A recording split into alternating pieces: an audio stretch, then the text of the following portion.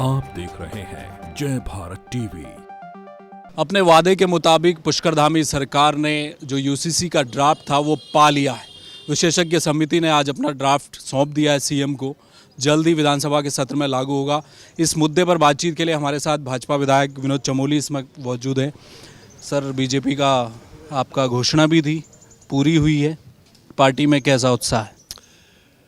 देखिए, आप देख रहे हैं वातावरण बना है और 3 महीनों में मैं इसको बड़ा ऐतिहासिक दिन मानता हूँ। पहला विषय तो यह है कि ये संविधान की मूल भावना है कि पूरे देश में समान कानून बने और उसमें ये जो एक अड़ंगा था ये आज यहाँ से दूर हो रहा है।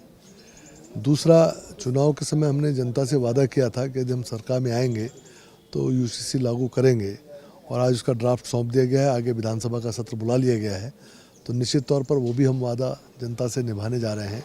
और तीसरी एक बड़ी अहम बात ये है कि हम पूरे देश के अंदर एक पायनियर स्टेट बनने जा रहे हैं जो यूसीसी को लागू करेंगे। कांग्रेस की आपत्ति इसको लेकर है सर। वो कहते हैं कि एक तो ये नहीं पता कि ड्राफ्ट में है क्या, दूसरा आदिवासियों का क्या होगा, बहुत सारे मुद्दे हैं, उस पर क्या कहेंगे आप? देखिए, विधानसभा सत्र होगा, उसमें चर्चा होगी, वो जो उनके डाउट्स हैं वो अपनी बात कहेंगे, हम लोग अपना क्लियर करेंगे और इस प्रस्ताव को पास करेंगे। और कांग्रेस का तो अब स्वाभाविक बात है, उन्होंने नेगेटिव बात करनी है, विपक्षी दल है और फिर उनका आधार वोटर जहाँ है उसको संतुष्ट करने के लिए वो शुरू से इस प्रकार का करते आए हैं, लेकिन अपनी रणनीति में खुद ही फंसते चले गए हैं। कांग्रेस आपने राम जन्मभूमि मामले में भी देखा है। तो कांग्रेस कहीं ना कहीं उसके रणनीतिकार जो हैं, मैं समझता हूँ बड़े अपरिपक्व हैं और अपने ही जाल में खुद फंसते जा रहे हैं। तो हमारे लिए तो अच्छा है, वो ये बात कहेंगे तो जनता में एक संदेश जाएगा।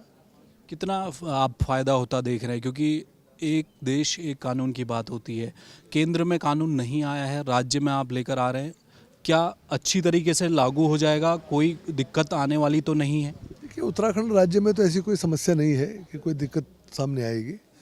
और एक बड़ी बात क्या है कि जनसंघ के ज़माने से और भारतीय जनता पार्टी के ज़माने से हमने कॉमन सिविल कोड की बात की है।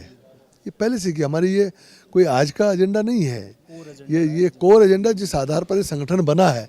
कुछ 3-4 विषय प्रमुख विषय थे, जैसे राम जन्मभूमि का विषय था, धारा 370 का विषय था, ऐसी ही कॉमन सिविल कोड का विषय भी है। तो आप ये देखें ना कि भारतीय जनता पार्टी जब सरकार में आई और बहुमत में आई तो धीरे धीरे वो जो कोर इशूज़ थे हमारे, जिसके बेस पे हम लोग जहाँ हम इस देश को ले जाना चाहते हैं जिस रास्ते पर, तो उन इशूज़ का हम समाधान करते जा रहे हैं। तो कहीं ना कहीं ये समझना चाहिए कि ये संगठन जिस आधार पर देश को आगे ले जाना चाहता था, जब इसके हाथ में ताकत आई तो इसने अपने पूरे काम किए हैं। और मैं समझता हूँ कि ऐसी प्रामाणिकता शायद ही किसी दल में हो कि जो उसने कभी कहा और तब कहा हो जब उसका अस्तित्व ही नहीं रहा हो, उस समय कहा। और आज जब हम अस्तित्व में आए और बहुमत में आए, आज हम उन वादों को पूरा कर रहे हैं, उन कामों को पूरा कर रहे हैं, तो देश की जनता को भी इसको देखना पड़ेगा। बाकी भाजपा शासित राज्यों के लिए भी संदेश है? निश्चित तौर, मैंने कहा ना, हम पायनियर स्टेट हैं और क्योंकि जब हम पायनियर स्टेट हैं तो आगे भी बाकी स्टेटें भी इसको करेंगे और एक समय आएगा जब सेंटर सीधे सीधे इसको करने जाएगा। बहुत शुक्रिया, धन्यवाद। तो ये थे विनोद चमोली। और भाजपा के भीतर उत्साह है क्योंकि एक कोर एजेंडा था बीजेपी का जो पूरा हो रहा है। भले ही उत्तराखंड से शुरुआत हुई है लेकिन एक बड़ा कदम है। 6 तारीख को जब विधानसभा के पटल में ये विधेयक आएगा तो उसमें क्या क्या प्रावधान है ये भी पता चलेगा। और विपक्ष की जो नाराज़गी है वो नाराज़गी उस दिन किस कदर सामने आती है और क्या कांग्रेस इस विधेयक को वहाँ पर किस तरह से काउंटर करेगी, ये देखना भी दिलचस्प होगा। कैमरामैन मयूर उपाध्याय के साथ हेमभट्ट, जय भारत टीवी।